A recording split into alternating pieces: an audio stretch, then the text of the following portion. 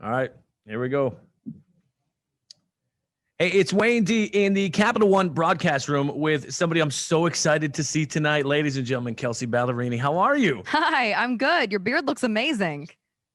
Listen, I've been doing some work. I was like, either I'm going to do sit-ups or grow a beard. That's it. I love it. I love it.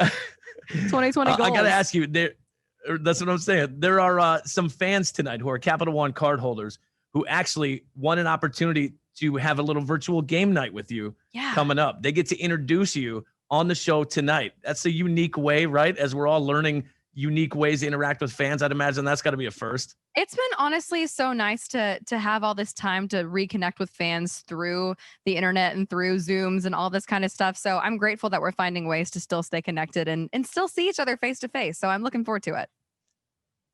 Speaking of staying connected, we got the Capital One fan wall tonight, which also gives you the opportunity to virtually perform in front of fans who you can look back and see their faces. They can look at the screen and see you. What's that going to be like to interact with fans for the first time in probably 6+ months?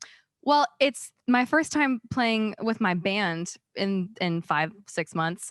And then it's also my first time, seeing a lot of these fans face to face. Like I've said, I've gotten to kind of video chat with a couple of them and stuff, but I've seen a bunch of people posting that they're going to be on the wall. So I'm excited to see familiar faces. I'm excited to just play music. Honestly, I feel like me and my band are going to look like we're just like kids in a candy shop. So it'll be fun.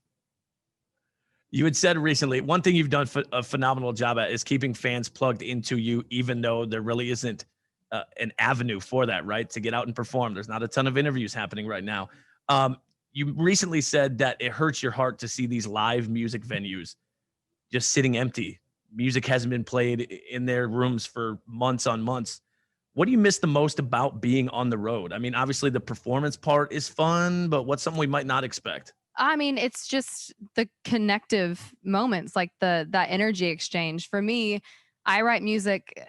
The songwriting part's always been therapeutic for me. It's something that I do very selfishly to get whatever's in me out. But then the making the record part, that's for other people. You know what I mean? Like that's for me to go, okay, this is my heart, but now it's time to share it. And then the way you share it is to have it on the radio and then to go see people and sing it together. Like that's that moment. And so not having that, especially with a new record out, it's like, that's why I think I'm so excited for tonight. It's the first time playing a lot of these songs ever. And then to finally connect it with people for the first time, that's what I've been missing so much. I think everyone has. And we're all so excited to see. Speaking of songs on the radio, Hole in the Bottle. First of all, we love it here. Second of all, how many gifts have you gotten that are now bottles of wine since the song came out? I'll take it. I remember talking to Dan and Shay when tequila was like a smash, and I was like, guys, shoot me straight here. Do you have a lifetime supply? And they're like, mm-hmm. And I was like, Hole in the Bottle's next single. Well, the album Ballerini is so fantastic. Take us through the creative process. Like, is this something you had? Because a lot of artists, pandemic, they're like, I'm at home. Let's write and create. Totally. Is this something you had in the works already? Or were you like, I'm home. I love this idea. This is what we're doing. I mean, I would love to tell you that it was just like the plan all along and it looks really smart. It just wasn't. Like, it was my pivot because I put out Kelsea March 20th, which was like kind of the week the world shut down, you know, and it was just terrible timing to be taking up space with anything other than what was going on in the world. And so I kind of went through this process of almost like grieving what I had planned for this album and the tour we had planned around it and all that fun stuff. And then the way that I fell back in love with this body of work was by making Ballerini. And so I keep saying like Kelsea's like the artist album, the tour album, and Ballerini is like the songwriter album for your living room and your friends and a glass of wine. You did this promo video leading up to the album. Like, it was goosebump worthy. I love it. And the album is fantastic. Speaking of videos, you just did this cover of a BTS song, which was brave of you, knowing how rabid their fans are in Dynamite. What type of support did you see from their fans once you put that out there? I feel like they're trending all the time. You know what's so funny is I sat by them at the Grammys one year, and it was like right when they were starting to explode, and I was like, oh my gosh, they're amazing. They're so cool. And then they like 2 days later, I was like, oh, BTS. Oh, it's like, it's a thing. And so now obviously I'm a fan. And I love covering different genres of music and that kind of stuff and bringing it back to a country stripped acoustic world. So it was fun to cover. Absolutely. Shout out to the BTS Army. Yes. You have some very exciting nominations coming up with some very awesome award shows, some big ones at that.